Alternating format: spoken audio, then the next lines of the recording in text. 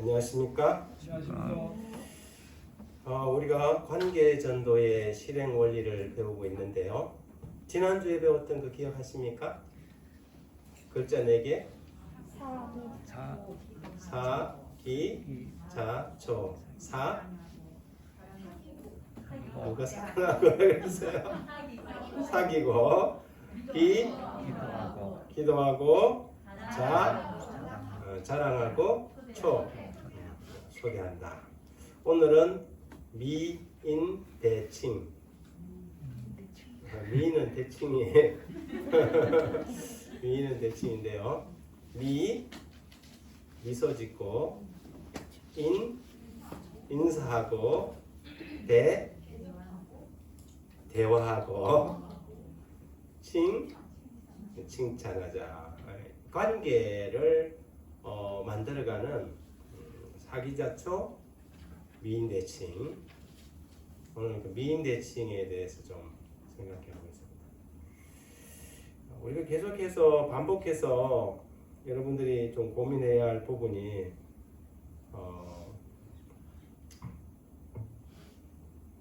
전도는 쉽다.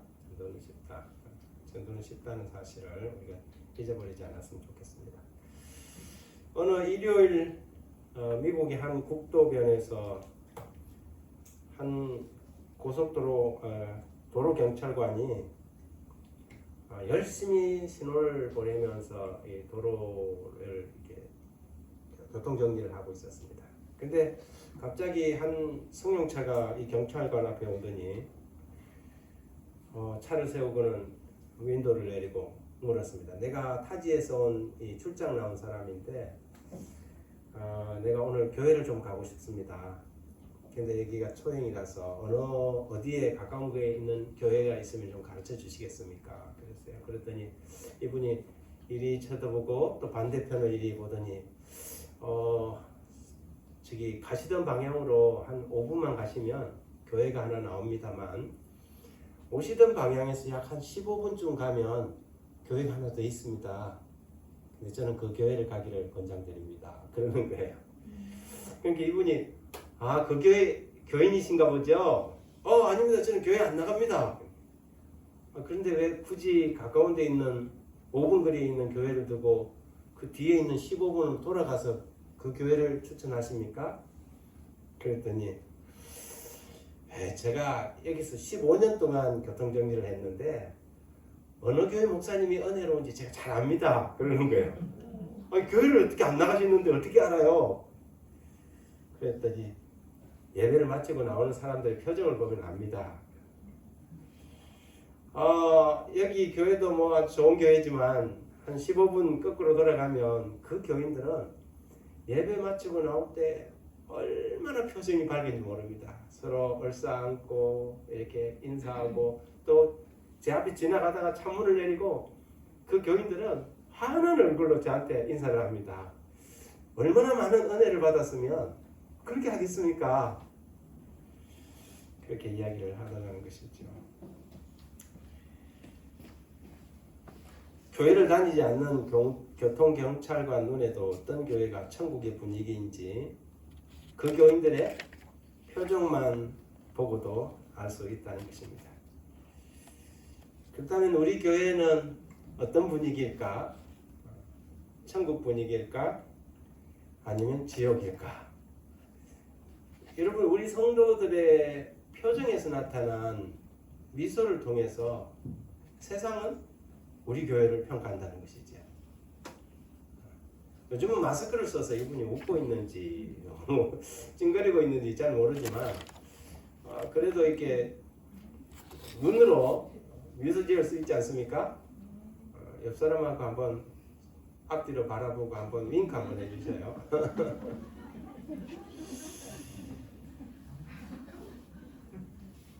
수년 전 크리스천 포스터지에서 여론 전문 조사 기관 레이너 리서치에다 의뢰해서 설문 조사를 한 결과가 한번 발표된 적이 있는데요.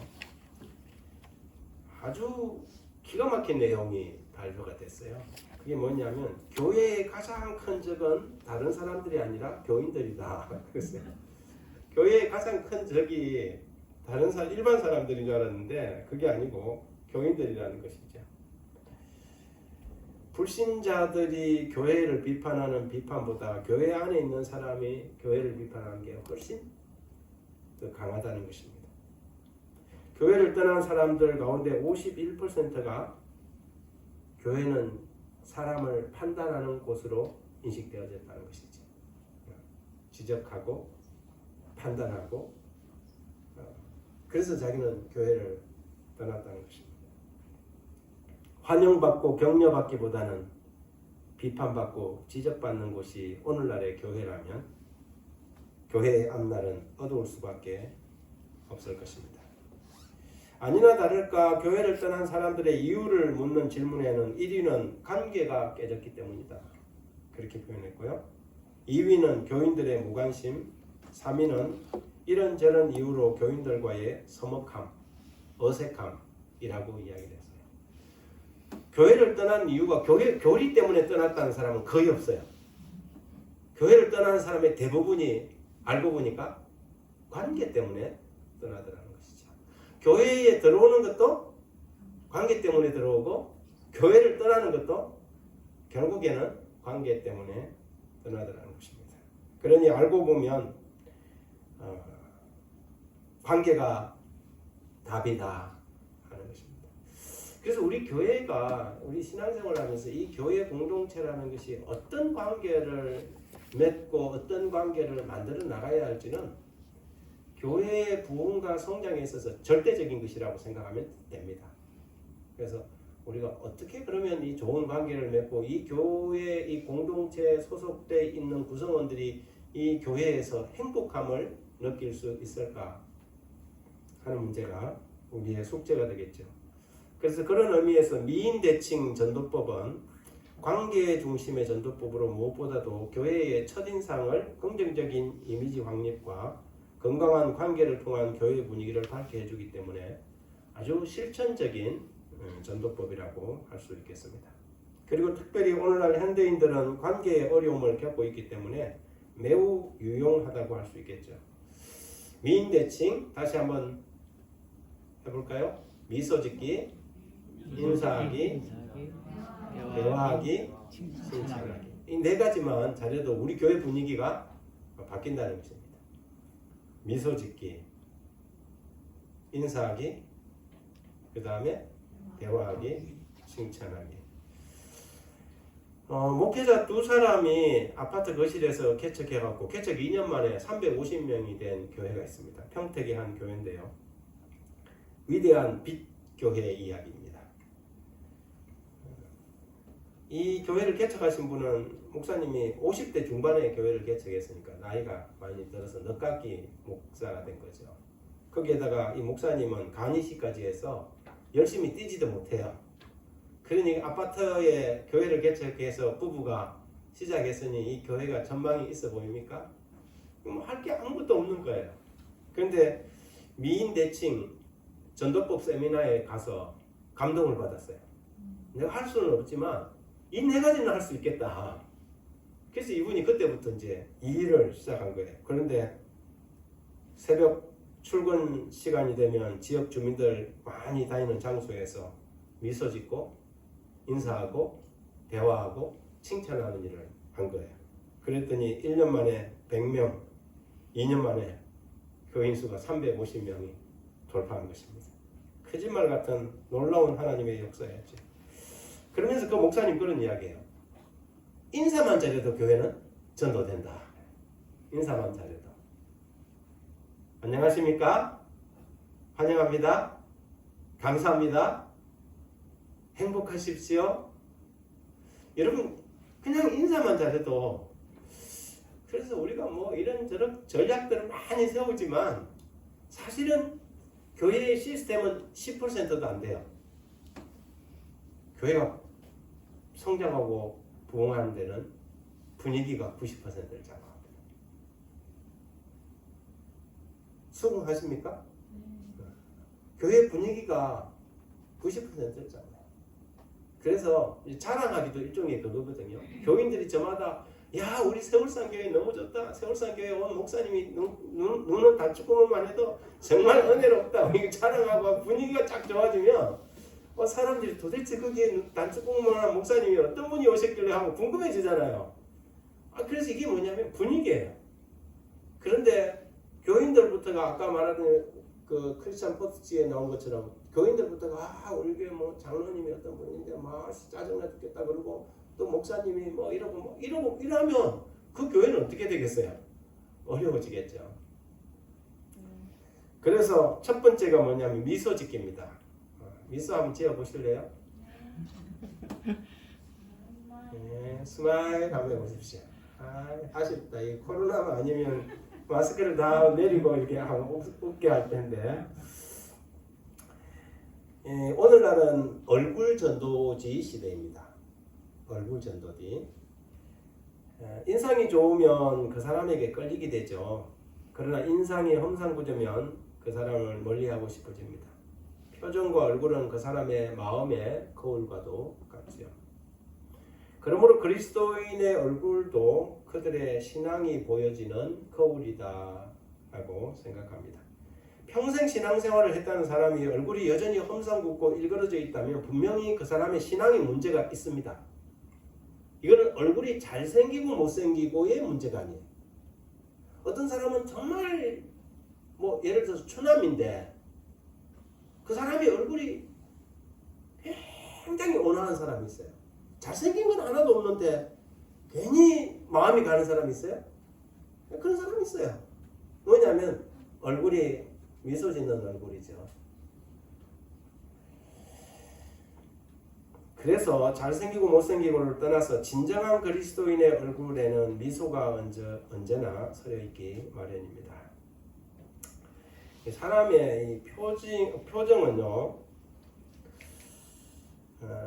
그 사람이 믿고 있는 신앙이 어떤가를 불신자들에게 가르쳐줍니다. 그리스도인들이 날마다 찡그리고 다니면 야, 예수 믿으면 저렇게 망하는구나, 이 메시지를 주는 거예요.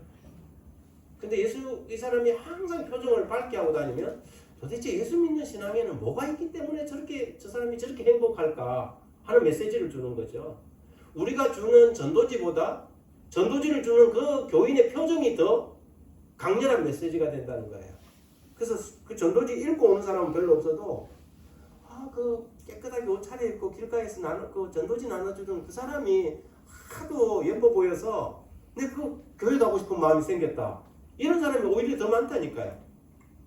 그러니까 우리 표정이 어떤 역할을 하는지를 보여주는 것이 아니겠습니까? 그러므로 우리의 표정 속에 웃음과 미소는 믿는 사람의 구원에 대한 확신의 증거요, 강력한 표징이며 동시에 효과적인 전도지라고 할 수 있습니다. 신기하게 표정은 반사됩니다.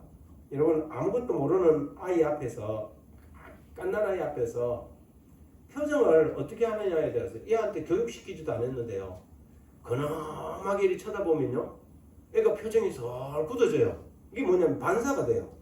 아이 앞에서 살 웃어보세요. 그러면 아이도 어떻게 하냐면 살 웃어요. 그러다 막 웃으면 갑자기 까르르 웃거든요. 그런데요, 아무 말도 안 하고 하면 지도 표정이 우리다 결국에는 울음을 터뜨려요. 그게 뭐냐면 표정이 반사되거든요. 교회에 와갖고 어떤 한 사람이 한 자리에 앉아갖고 침통한 표정을 하고 있으면요, 반경 한 3m 안에 있는 사람은 은혜를 못 받아요.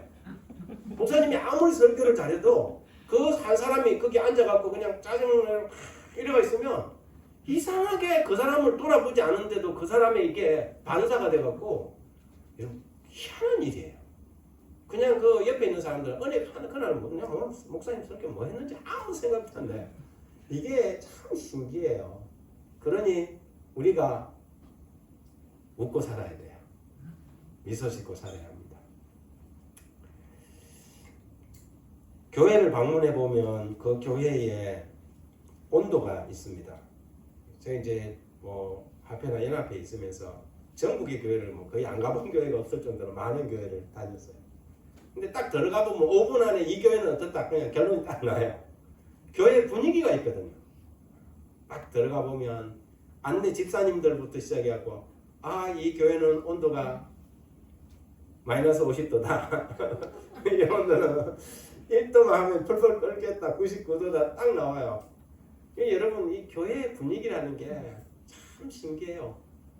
여러분 부흥하는 교회는 온도가 쫙 올라가 있어요. 그런데 그런 교회는 냉랭합니다. 싸늘해요. 시베리아 같아요.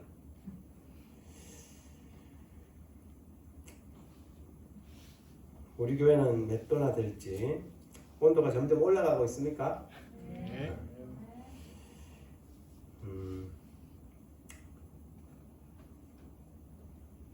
우리 옛날에 그 코미디 프로그램에 그런 프로그램이 있었어요. 웃으면 복이 와요. 웃을 일이 있을 때만 웃는 것이 아닙니다. 복이 오면 웃는 것이 아니라 웃으면 복이 온다는 말이 있죠. 그것은 우리에게 웃음은 연습할 필요가 있다는 것입니다. 자, 한번 연습해 볼까요? 씩 한번 웃어보십시오. 씩 웃을 때 치아가 16개가 다 들어. 장로님 치아가 몇 개가 보여야 돼요? 치아가 싹 보이도록 씩 웃어야 합니다.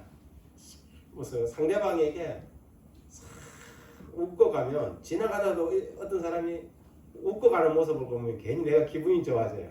야, 저 사람은 무슨 좋은 일이 있어가지고 저렇게 웃고 갈까? 이런 생각이 들거든요. 웃는 것이죠. 근데 웃는 것도 연습이 필요합니다. 거울 보고 웃고, 아침에 일어나서 웃고, 길 가다가 웃고, 사람 만나면 반가워서 웃고, 오늘 하루 동안 잘 건강하게 지내서 웃고, 자꾸 웃는 것이죠. 여러분은 하루에 몇 번이나 웃는 것 같아요?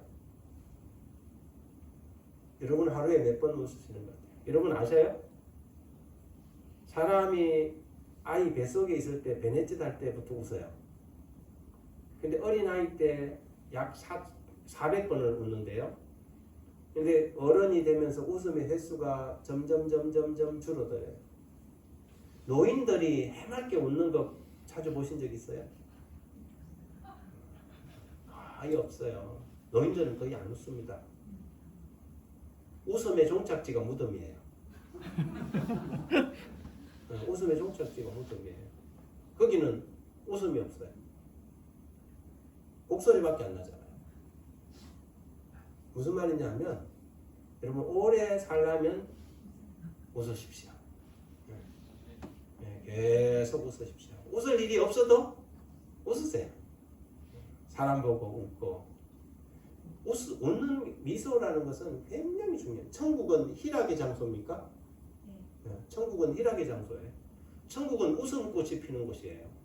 우리 가정이 천국이 되려면 우리 가정에 웃음꽃이 피어야 되죠. 그래서 미소는 굉장히 중요합니다.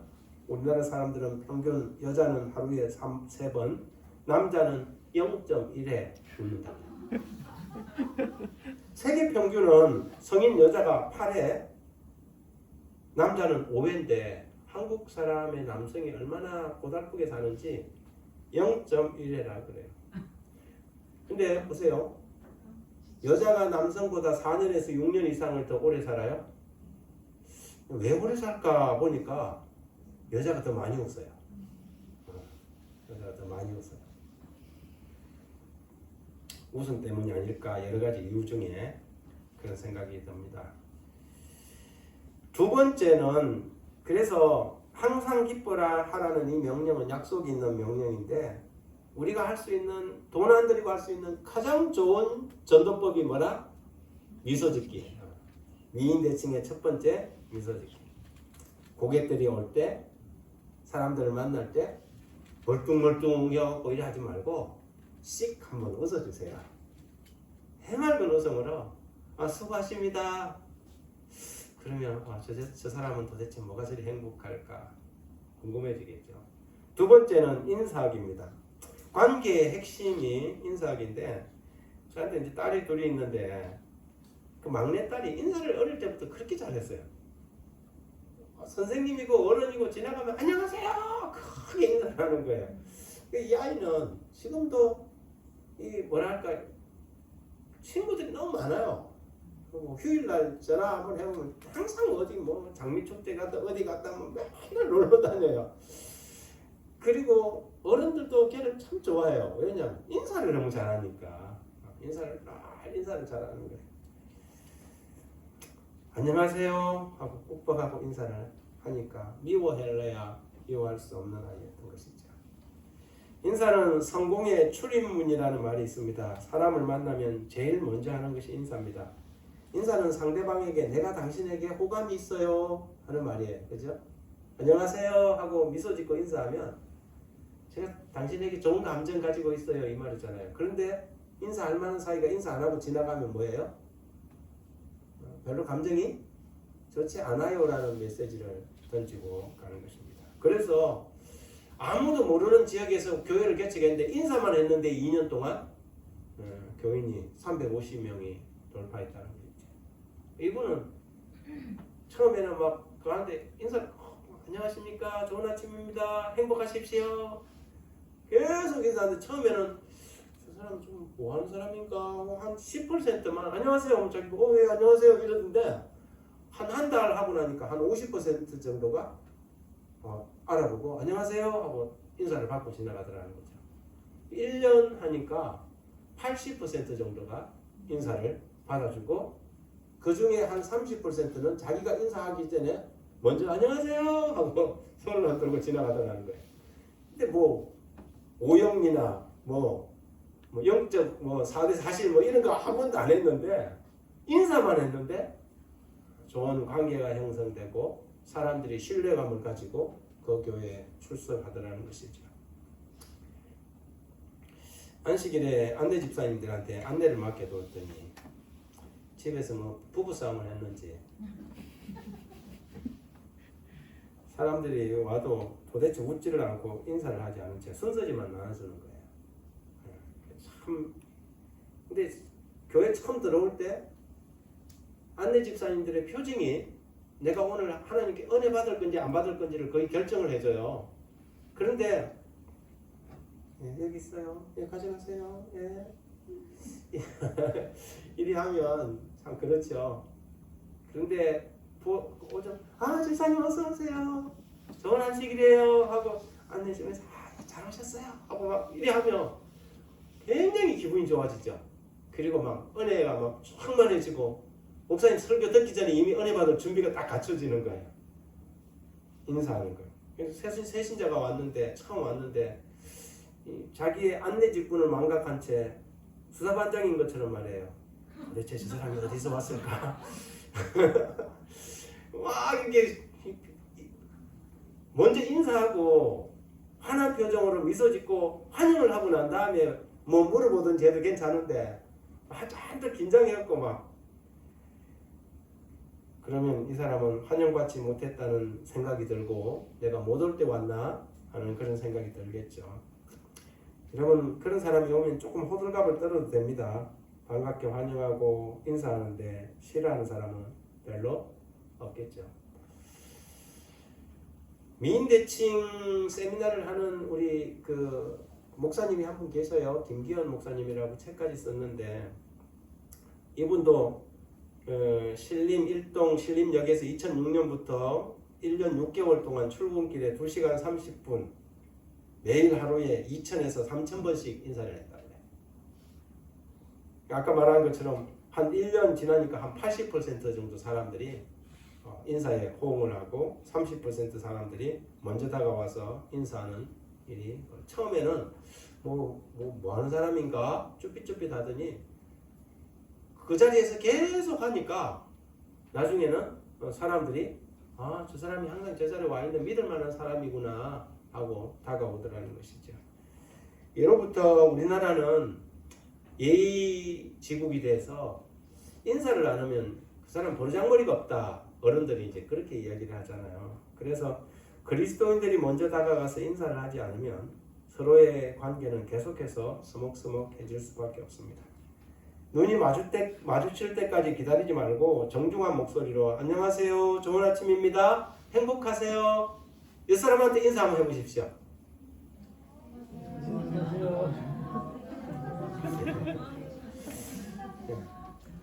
훈련할 때만 하지 마시고 이제 평소에 내일 안식일 한번 우리 분위기 한번 보겠습니다. 오늘 현장에 오신 분들은 아주 적극적으로 내일 좀 해보도록 하겠습니다. 근데 뭐가 그렇게 고고한지 아파트 같은 라인에 사는 사람들도 서로 인사를 안 하고 지내는 사람이 있어요. 그냥 교인인 줄 아는데 그러니 이게 훈련이 안 돼서 그런 것 같아요. 그 좁은 아파트 엘리베이터 같이 타니까 평소 인사를 안 하고 지나니까 숨도 못 쉬고 1층까지 내려갈 때까지 30초 동안 이래 있는 거예요. 그냥 내가 먼저 안녕하세요. 제 8층 사는 누구 엄마입니다. 안녕하세요. 반갑습니다. 아유 같은 라인에 사네요. 그러면 상대방이 제 21층에 살아요. 반갑습니다. 이럴 건데 그 인사를 안 터니까 꼭 부부가 방귀 안 튼 부부 사이처럼 혹시 방구 소리 나면 어떡할까 싶어 걱정된 것처럼 이게 막 분위기가 아주 어색한 거예요. 그냥 내가 먼저 인사하고 다가가서 어떻게 하면 돼요? 안녕하십니까 반갑습니다 이러면 되잖아요. 먼저 인사를 하는 거. 세 번째, 그래서 이제 내가 먼저 아는 척 인사하면 관계가 만들어지고 다음에는 내가 먼저 친한 척 하면 관계가 깊어집니다. 그런데 이제 인사는 하나의 끈이 될 수 있어도 열매를 맺을 수는 없어요. 인사까지는. 저 사람 좋은 인상이구나. 괜찮은 사람이네. 여기까지는 미소 짓고 인사하는 것으로 다가갈 수 있어요. 그런데 그 다음을 넘어서려면 미인 대화가 중요합니다. 세 번째 컨셉트는 대화학인데요. 대화는 관계의 기적을 일으키는 그리고 또 그 대화가 깊어지는 심청 대화는 전도의 혁명을 일으킨다고 이 미인대칭 전도법에 나와 있습니다. 미소 지은 표정, 반가운 인사까지는 관계의 입문이라고 한다면 대화는 실제적인 관계를 만드는 중요한 단계라고 할 수 있습니다. 인사만 잘해도 좋은 평가를 받을 수 있지만 좋은 사람에서 끝날 가능성이 많지요. 열매를 기대한다면 반드시 우리는 그 사람하고 대화를 해야 합니다. 저는 가끔 가다가 그런 실수 혹은 이 해프닝이 아주 좋은 관계로 만들어가는 경험들을 자주 합니다. 며칠 전에는 제가 임정숙 집사님한테 전화를 했어요. 좀 방문했지만 코로나 때문에 잘 못 나오니까 또 건강은 어떤가 싶어서 전화를 드렸죠. 전화를 안 받아요. 그래서 이상하다. 그리고 또 전화 벨소리가 우리 교인 벨소리가 아니에요.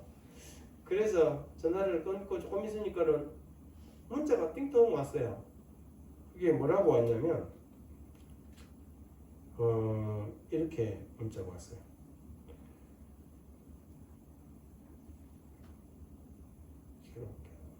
안녕하세요. 국민트랜스 이사 사무실입니다. 이렇게 문자가.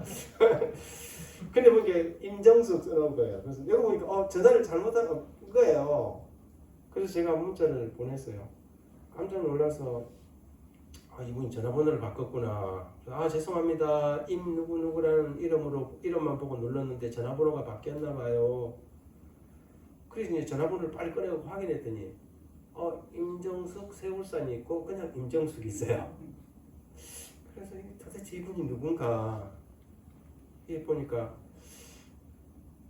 40년 전에 우리 교회에 나왔던 학생반에 같이 다녔던 우리보다 한 2살 어린 이렇게 여학생이 이름이 임정숙이에요. 옛날에 우리 교회 고향 교회 밴드에 들어갔다가 걔 우리 집 밑에 살아서 걔 전화번호가 있길래 제가 거기다가 이제 입력을 시켜놨던 거예요. 근데 임정숙 집사님한테 전화한다는 게 그 임정숙한테 이제 간 거죠. 근데 이제 처음에는 몰랐어요. 근데 제가 한마디 더 건넸어요. 혹시 그랬더니 내가 전화번호가 바뀌었나 봐요. 죄송합니다. 그랬더니 저쪽에서 네 알겠습니다. 그래요. 근데 제가 혹시 임정숙 씨는 아니죠? 그랬어요. 그랬더니 제가 임정숙은 맞는데요? 이러는 거예요. 그래서 혹시 하동분이세요? 그랬더니 어떻게 하세요? 그래요. 그래서 내가 나 기억할지 모르지만 내 그 윗집 살던 병주 오빠라고 그랬더니 그냥 바로 오빠 이러는 거야. 그래갖고 전화 바로 왔어요. 근데 더 신기한 거는 근데 오빠 어디 살아? 그래요. 그래서 내가 나 울산 살지. 이렇게 울산 어디? 그러는 거예요. 그래서 아니 울산 어디로 왜? 그러니까 아니 울산 어디 사냐고. 그래서 내가 여기 야암동 하니까 난 무거동 이러는 거예요. 그래갖고 40년 전에 헤어진 우리 고향 교회 학생반에 나왔던 그 후배가 제가 전화 한번 이게 잘못하는 바람에 그리고 예 대부분의 사람들이 내가 전화 잘못했습니다 미안합니다 교통하고 끝날 건데 이름이 혹시 임정수 씨 아니죠? 하고 했는데 그게 들어맞았고 알고 보니까 그분이 어디 살아요? 울산 무거동에 사는 거예요. 그래서 제가 주소 가르쳐 달라고 그러더라고. 내가 목회하고 있는지도 잘 알고 있고 그러면서 자기가 주소 가르쳐 주면 다음 주에 팍 쫓아오겠다고. 무슨 일이 벌어질지 몰라요. 정말 신기하잖아요. 지난 주에는 제가 사기자처 할 때 그랬잖아요. 그분은 오늘 저하고 또 통화했거든요. 제가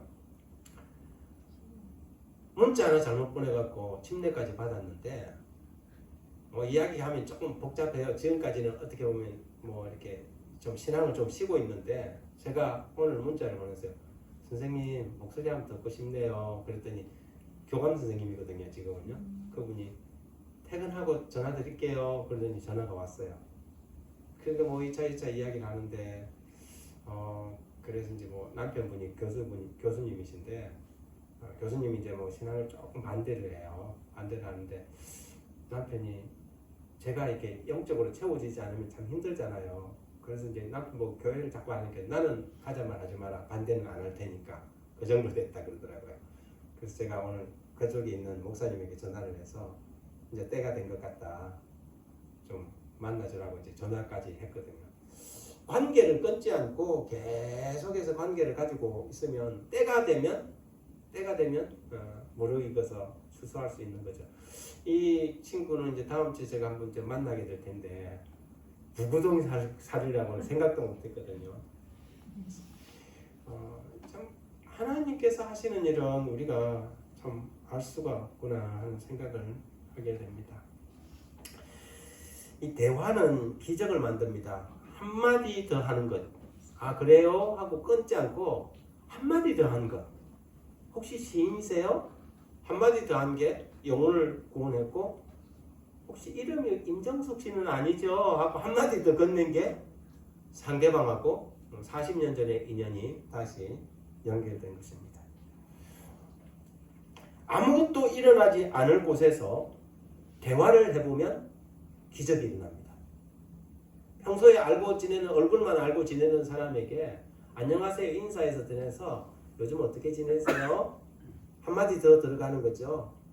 그리고 대화를 하다가 나중에는 좀 심층적인 대화를 일반적인 대화를 하겠죠. 그러다가 좀 관계는 대화 속에서 가까워지거든요. 그러다가 나중에는 좀 심층적인 대화를 할 수 있어요. 무엇을 하면 가장 행복하세요? 무엇을 할 때 가장 행복하세요? 이런 대화들. 그리고 이제 그런 대화들을 주고받으면서 우리는 영적인 교제를 나눌 수 있는 것입니다. 우스갯소리로 그런 이야기를 해요. 우리나라 노래 갑돌이와 갑순이 왜 그들이 결혼을 못했는가? 대화를 하면서 못했냐. 자기 마음속에 갑돌이도 갑순이도 사랑했잖아요. 근데 한마디만 하면 결혼할 건데 확인이 될 텐데 말을 안 꺼낸 거예요. 이 대화의 단절이 가장 행복할 수 있는 사람이 새드 엔딩으로 끝났어요. 갑돌이와 갑순이 이야기는 막 달보고 울었잖아요.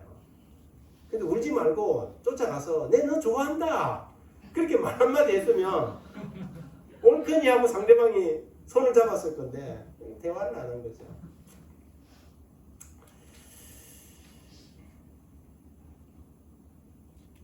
그 다음 마지막이 뭐냐면 이제 칭찬하기입니다.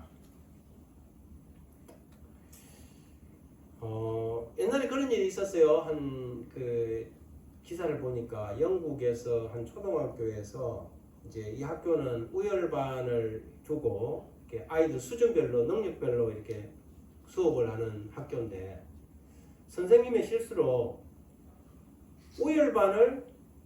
우성반을 열성반으로 하고 열성반을 우성반으로 한 거예요.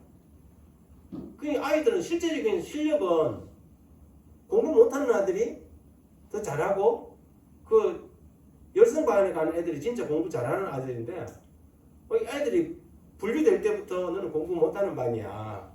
그리고 얘들은 공부 잘하는 반이야. 이렇게 이게 바뀌어버린 거예요. 그런데 놀라운 사실은 학기가 좀 지나고 나니까 애들 실력이 정말 이게 차등이 생기기 시작한 거예요. 원래 수준이 낮았던 아이들이 선생님들이 얘네들 공부 잘하는 아이들이다 해갖고 가르치는 아이들은 점점 학업 성적이 좋아지는데 원래 공부를 잘하는 아이들은 오히려 점점 이게 떨어지더라는 거예요. 나중에 세월이 지나고 난 다음에 그게 바뀌었다는 것을 알게 된 거죠. 그것을 통해서 이게 칭찬이 주는 게 매력이라고 그럴까요? 이 아이들을 너희는 잘한다, 잘하는구나 인정해주고 격려해주고 용기를 주는 아이들은 실력까지 좋아지더라는 거죠. 그런데 열성반에 들어간 아이들은 꽤 실력이 있는 아이들인데도 괜히 주눅 들어서 자기 자신의 달란트를 활용하지 못하고 낙오자가 되는 경우가 많습니다. 누구나 한 가지 이상의 단점이 있고 누구나 한 가지 이상의 장점이 있지요. 장점을 찾아내서 칭찬해주고 단점은 격려해 주는 것이 위인대칭 전도법의 네 번째 단계입니다. 예수님이 한 번도 베드로 보고 야 너 왜 그렇게 덜렁대냐 그렇게 한 적이 있어요? 베드로 참 덜렁대잖아요. 안드레 보고 야 넌 너무 소심하지 않냐. 소심한 사람 보고 자꾸 소심하다 해봐야 아무 소용없거든요. 근데 그런데 아픈 데만 자꾸 콕콕 찔러주는 사람이 있어요. 그분은 그런 거 하러 태어난 사람처럼 그러니까 아무런 도움이 안 되거든요. 교회 안에서도 그럴 필요 없고 관계를 만들어내는데도 자기도 그건 알고 있어요. 그럼 뭐 어떻게 해야 되냐면 그런 것은 격려해주고 그 사람이 가지고 있는 작은 장점 하나도 그 사람의 장점을 칭찬해주고 참 당신의 그런 장점은 내가 부럽다 이렇게 해주면 이 사람이 용기를 가지고 훨씬 더 자기 자신을 업그레이드 시킬 수 있는데 특히 이제 우리 교회 교인들은 칭찬해주면 교만해진다고 절대 칭찬을 안 해요. 연예신에서 어떻게 그런 건 잘 읽는지 모르겠어요. 근데 여러분 거기에서 말하는 게 잘못된 칭찬을 이야기하는 거예요. 칭찬 자체를 이야기하는 게 성경에도 칭찬하는 데가 있어요? 성경에도 칭찬하는 성경 구절이 많이 있어요. 여기 보면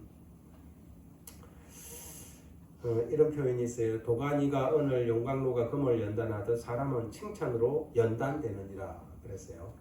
칭찬으로 연단이 된다. 우리나라 말에 노는 입에 칭찬한다 그런 말이 있어요. 입 놀리지 말고 뭐 하는 거예요? 칭찬하란 말이죠. 칭찬 싫어하는 사람 별로 못 봤습니다.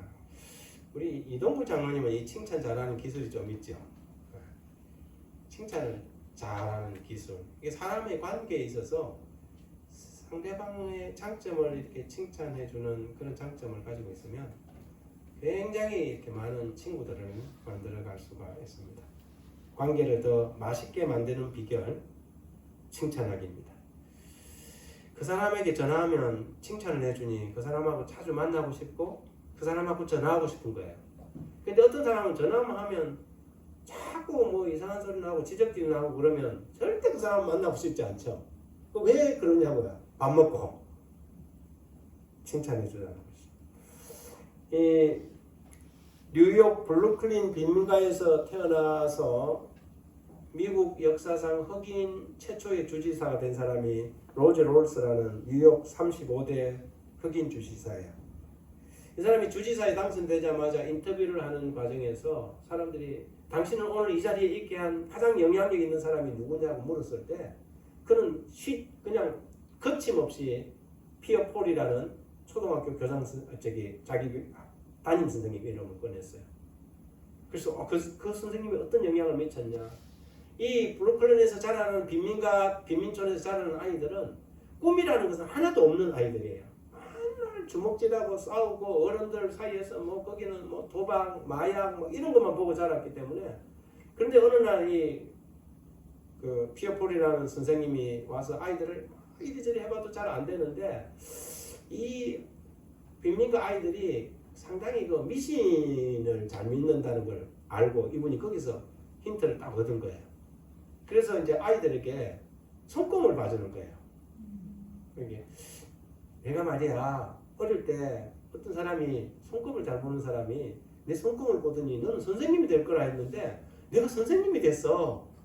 그 손금이 신기하게 잘 맞아. 그러니까 이제 아이들이 선생님에게 다 이렇게 손 때 묻은 손을 내면서 선생님 봐주세요. 선생님이 다 이렇게 막 좋은 걸 이야기를 하는 거예요.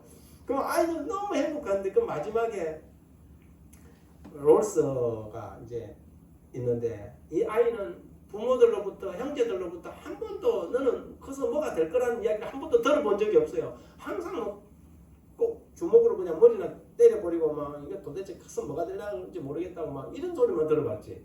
그런데 이제 자기는 맨날 그런 소리만 들어서 손을 내밀어 갖고 저주와 같은 그런 이야기를 하면 어떻게 하나 하고 막 손을 조심스럽게 선생님 앞에 내밀었는데 이 선생님이 다 보더니 야 하면서 확신에 찬 목소리로 너는 뉴욕 주지사가 되겠다 딱 그러는 거예요.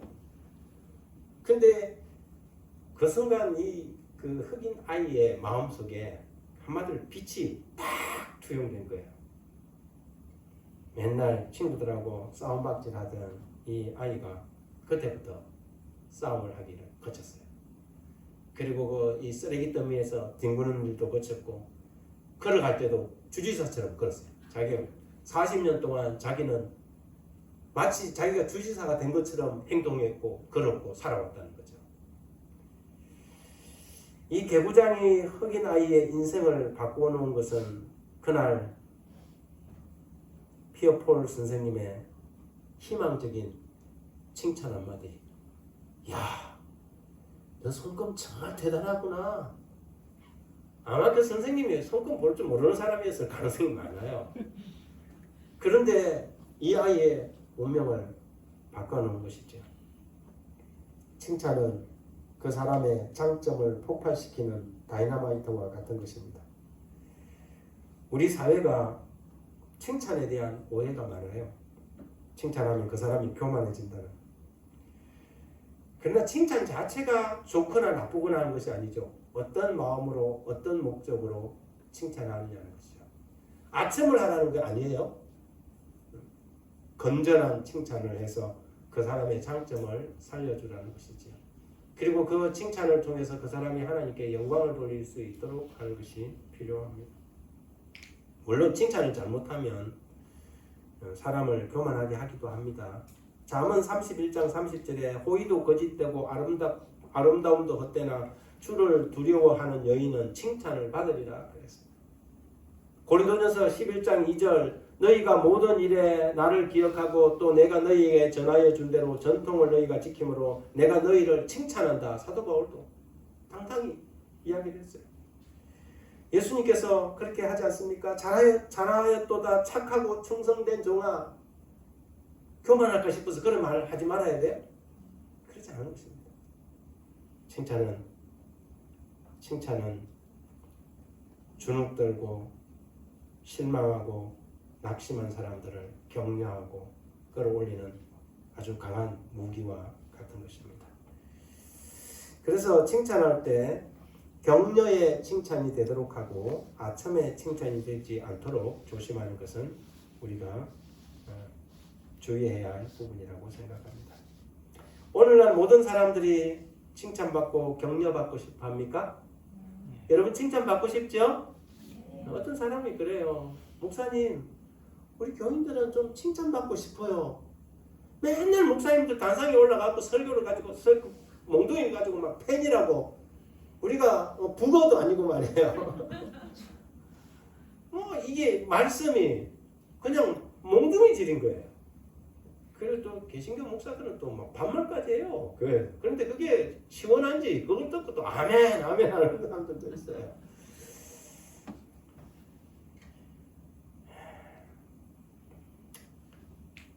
우리가 교인들끼리 또 관계를 맺고 있는 지역사회에서 노는 입에 칭찬해주자. 칭찬은 독이 아니라 약이 될 수 있는 것입니다. 근데 칭찬도 잘해야 되지만 칭찬도 잘 받아야 돼요. 칭찬 잘 받아야 돼요. 항상 안 하던 남편이 야 오늘 당신 된장찌개 제대로 만나는데 최고야 그랬더니 아내가 참 별일이네.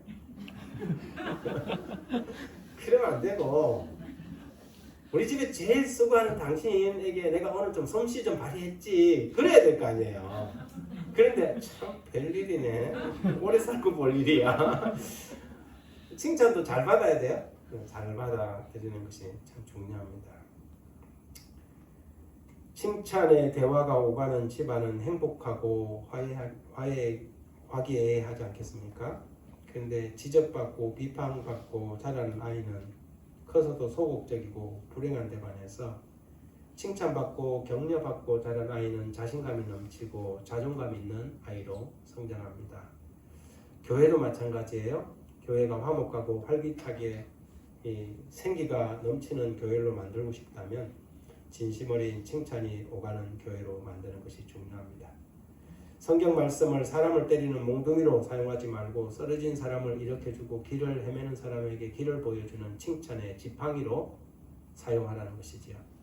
그러면 교회는 빠르게 부흥하고 성장할 수 있습니다. 여러분들은 어떤 부류의 사람입니까? 미인대칭, 칭찬을 잘합니까? 아니면 지적질을 잘합니까? 이제부터 우리가 좀 칭찬 좀 합시다. 네, 칭찬하고 그래서 미소 짓고 인사하고 대화하고 칭찬하자. 이구봉 장로님 그 치과에 오시는 환자분들한테도 싹 한번 웃으시고 야 오늘은 얼굴이 빛이 나는 것 같아요. 그러면 안 아픈 이도 빼놓고 오고 싶을 거예요. 칭찬하는 것. 저도 칭찬에 상당히 인색한 사람인데요. 이거 준비하면서 제가 많이 회개하고 칭찬을 좀 많이 해야 되겠다. 그래서 결심을 하게 되었습니다. 칭찬이 오가는 우리 교회 되길 바랍니다. 아멘.